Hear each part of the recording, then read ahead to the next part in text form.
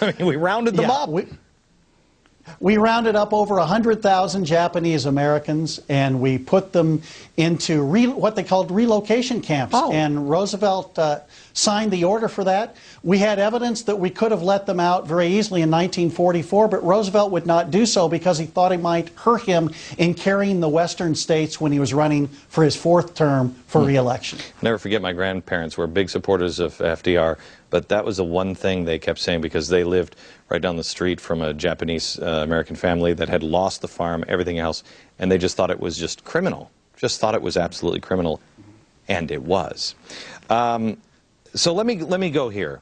The university system before, during the Revolution, et cetera, totally different than it is now. Yeah, before you spoke at commencement the other day, we had a baccalaureate service the night before, and I reminded the students that the baccalaureate service was started at Oxford University in 1432. Every bachelor had to give a sermon in Latin to graduate. The tradition continued into American history because most universities here were founded to train ministers of the gospel. But now, because of the revisionist history, the separation of church and state, it's no longer allowed at public universities. So I reminded them that's one of the privileges that they have of attending Liberty University. We continue that tradition. But there's so much revisionist history.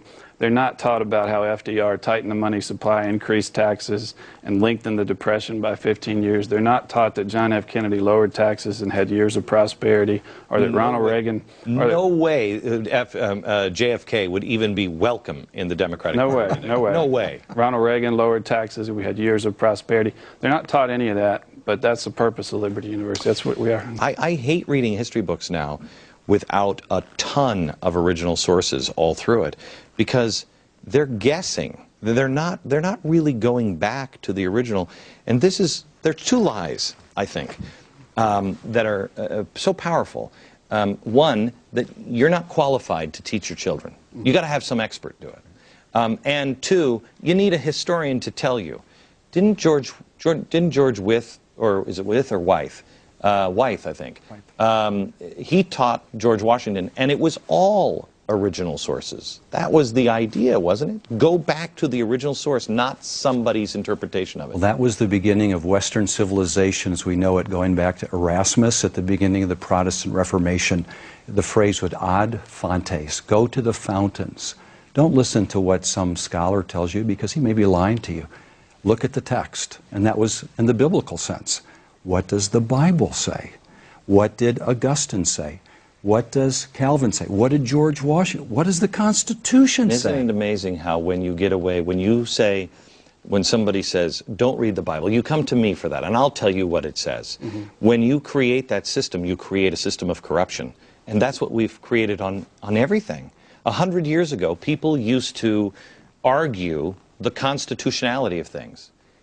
When the Dred Scott law was passed in the Supreme Court, people stood up and said, hell no, that's not right. It was the court that did it. It was the people that said, not over my dead body are we going to do that. I mean, they knew, but now we just look to experts. Well, they just said, who the heck are they? They just said. There's a famous dictum that historians use, and that is, the living can make the dead do any tricks that they find necessary. Back in just a minute.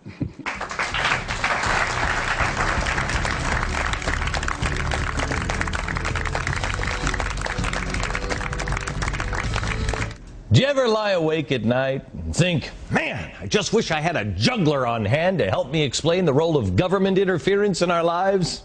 Yeah. Or maybe just a big pile of monopoly money to make sense of foreign debt. Lucky day for you. Look no further. Just record this show or DVR it every day at 5 p.m. Eastern. I mean, I'm there for you, baby. You know what I'm saying? Ooh. I think I made most of the audience just throw up in their mouth just a little bit. There's nothing like a little Glenn after hours. Did it again.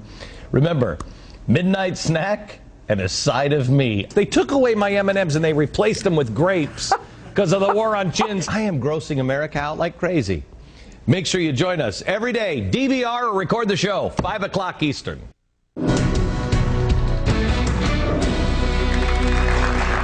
We're We're back with Peter Lilback and Jerry Falwell Jr. Also, Burton Folsom Jr. is with us, and a studio audience here in New York. Start in the back. What was your question or your thought? Well, I was going to say, in middle school, I only learned 1 year of American history. And now, in high school, I'm only learning 1 year of American history, which is this year. Every other class, freshman, junior, and senior, we learn European, world. You don't learn American history. So, we gotta have more years of American history. Is it true that because I've read this and I don't know if it actually passed, there's one state that is now trying to push that there will be no American history, it'll only be global history, prior to I think it's 80. I hadn't heard that. I'm pretty sure that's true. And it's coincidentally about the time that the progressives started to come around. Yes.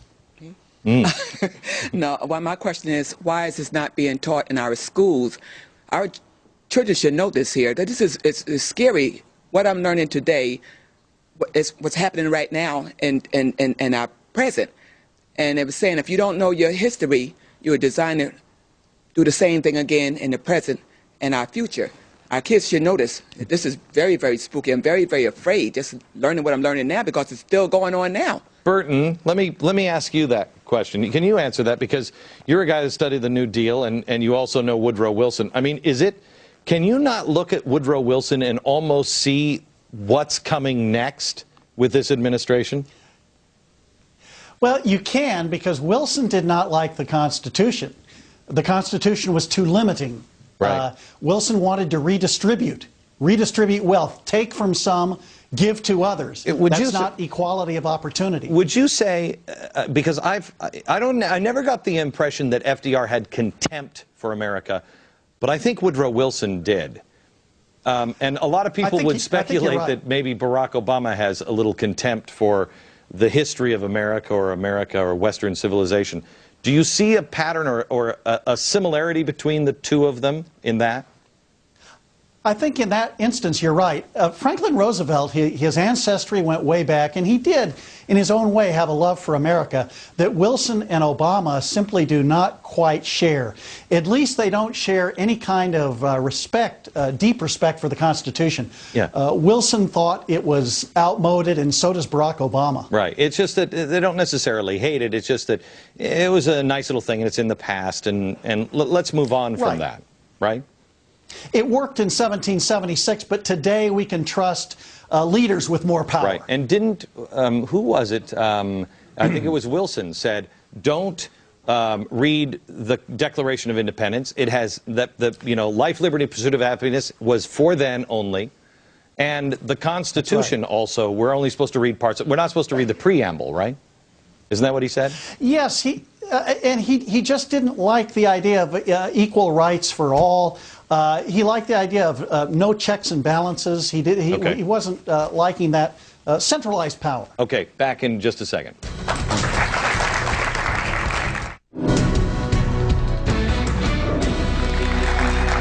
I want to thank our guest and leave Jerry Falwell Jr. with the last word. Just want to end by saying Liberty University will continue to teach that economic justice means what the founders meant. If you earn the money, if you work hard, you keep it. God bless you. From New York, good night, America.